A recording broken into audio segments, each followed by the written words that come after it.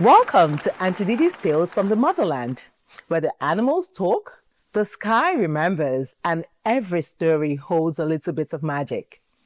Have you heard of Ethiopia?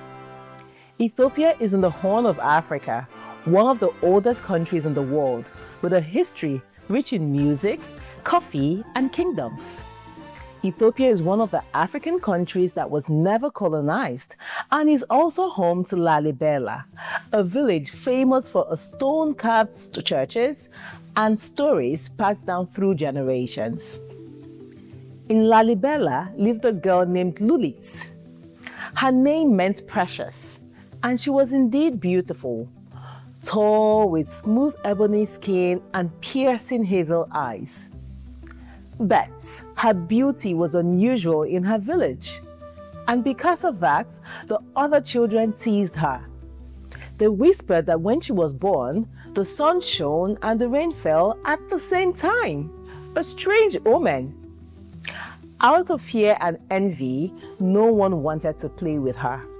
This was of course difficult for her. Imagine being a little girl listening to kids playing right outside your bedroom window, but whenever you went to join them, they shunned you. It made her cry. Mama, why do I look so different? Why can't I be normal like the other kids? Her mother wiped her tears gently. My darling, different doesn't mean bad. Sometimes people are jealous of what they don't understand. When they are jealous, they may try to cut you down, but you must choose. Will you stoop or will you stand tall? Mama, will you teach me to stand tall? Lulit asked. Her mother smiled. Of course. I'll teach you a little song, and whenever they tease you, sing this little song. But you must remember, there's a thin line between confidence and pride. This song will help you feel confident. Okay? Are you ready to learn the song? Yes, Mama. Let's go. Some people jealous me. Some people jealous me. Some people jealous me because of my beauty. I will not mind them. I will not mind them. I will not mind them because they are jealous. Now, Lily, it's your turn. Some people jealous me. Some people jealous me. Some people jealous me because of my beauty. I will not mind them. I will not mind them. I will not mind them because they are jealous. Lulit smiled. Indeed, the song made her feel confident and beautiful. The next time the children mocked her, Lulit sang proudly. Some people jealous me. Some people jealous me. Some people jealous me because of my beauty. I will not mind them. I will not mind them.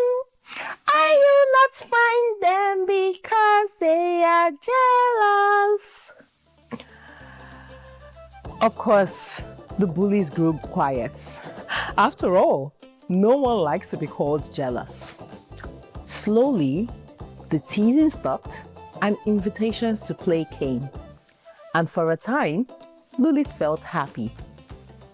But as Lulit grew older, her mother passed away. The song remained with her.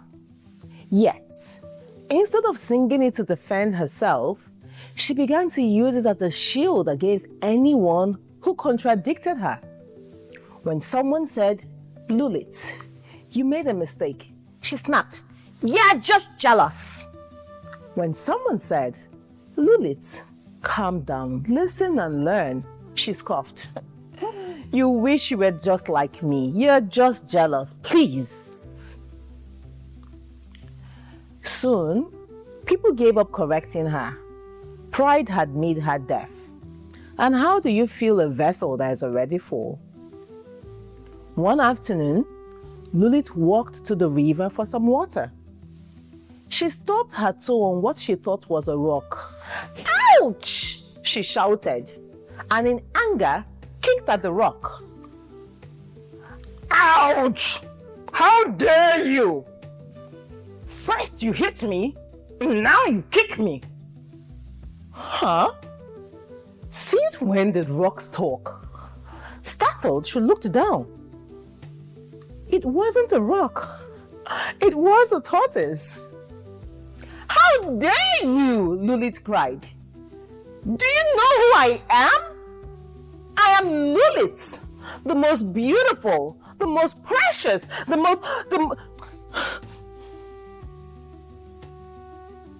How dare I? The tortoise interrupted. You hit me, and instead of apologizing, you boast? Another village girl who had been walking along Lulit and seen everything whispered, Lulit, maybe you should say sorry. Shut up! Who asked you? The tortoise's eyes narrowed. It seems someone needed to be taught a lesson. I'm sorry, Mr. Tortoise said.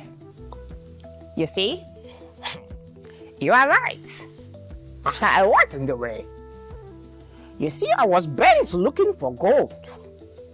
Only the rarest gold can be found in these parts of the forest.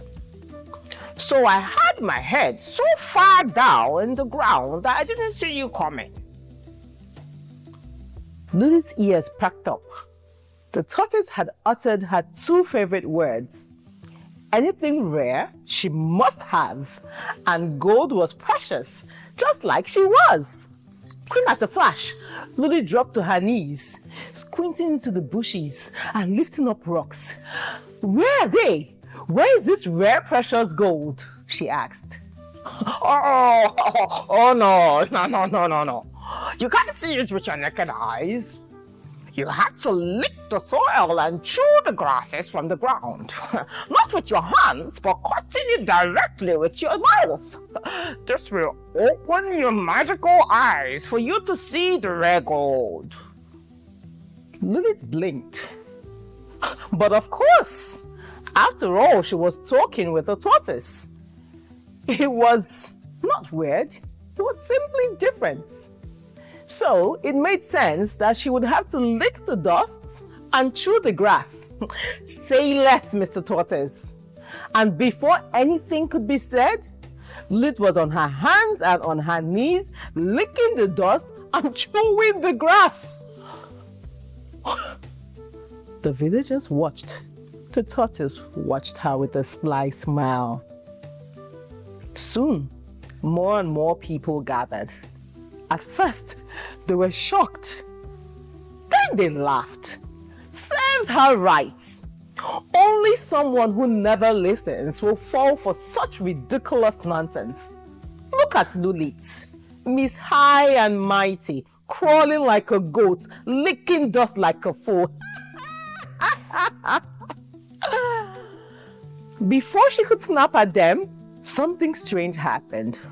Her arms bent, her legs twisted, her voice turned into a bleat. Bah! Meh! To her horror, Lulit had turned into a goat. The crowd roared with laughter. A stubborn girl turned into a stubborn goat. How fitting! Lulit tried to speak, but only meh, meh came out. For the first time, she saw herself as others did. Stubborn, proud, unwilling to listen. Tears rolled down her goat eyes. The tortoise stood tall, tapping his shell like a drum. He could see that she was now sorry and that she had learned her lesson.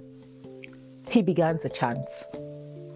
Pride makes you blind, but humility sets you free. The proud may stumble, but the humble learn to see. Pride makes you blind, but humility sets you free.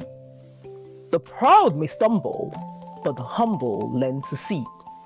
With each chant, the goat shrank, shifted, and softened, until Lulit stood once more as a girl.